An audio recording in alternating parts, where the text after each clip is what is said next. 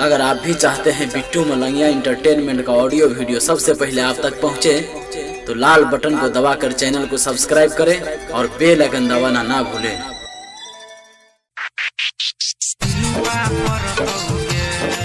Krishna recording studio बंगारो music by DJ Umesh. अखन अपने सब सुन रहा छी बिट्टू मलंगिया एंटरटेनमेंट के सुखीपुर।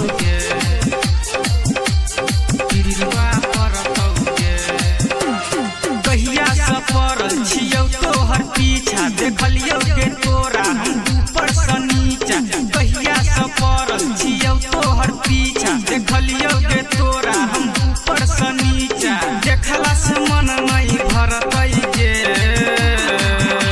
सुन ना चुम्मा ने देबही त पिलुआ करतौ गे चुम्मा ने देबही त पिलुआ करतौ गे।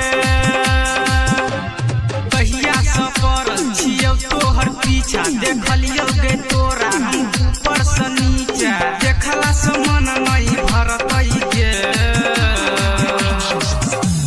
चुम्मा ने देबही त पिलुआ करतौ गे चुम्मा ने देबही त पिलुआ करतौ गे। डीजे बिट्टू मलंगिया मधुबनी। डीजे उमेश।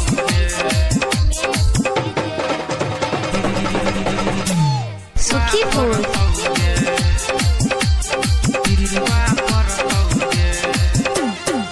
झुमका देलियौ नथिया देलियौ और देलियौ मोबाइल गे और देलियौ मोबाइल गे।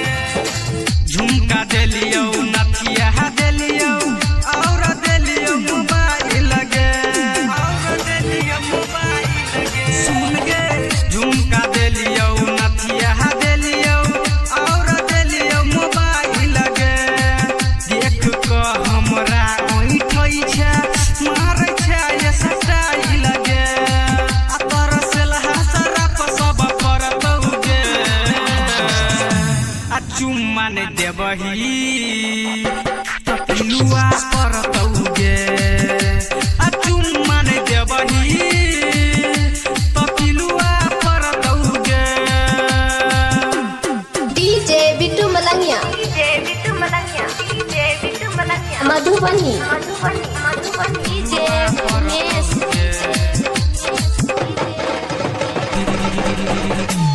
सुखीपुर।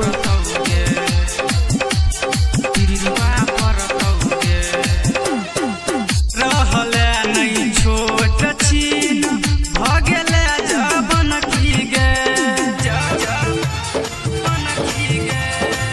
रहले नहीं छोट छीन भ गेले जबन की गे हाँ गे। रहले नहीं छोट छीन भ गेले जबन की गे। बेसी नहीं हम ले बहुत छौरी ददी है तू कन की गे अनेक चढ़ल जवानी झरतौ गे चुम्मा ने देबही त पिलुआ करतौ गे चुम्मा ने देबही त पिलुआ करतौ गे। कृष्णा रिकॉर्डिंग स्टूडियो बंगारो music by DJ Gopal Babu दिल्हा। डीजे उमेश।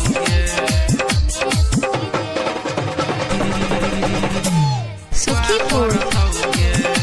अखन अपने सब सुन रहा छी बिट्टू मलंगिया एंटरटेनमेंट के छौरा चंदू चंचल भेलौ तोरे पर कुर्बान गे डीजे गोपाल छौरा भेलौ तोरे पर कुर्बान गे सुन गे छौरा चंदू चंचल भेलौ तोरे पर कुर्बान गे। राइटर सोनी सागर केलक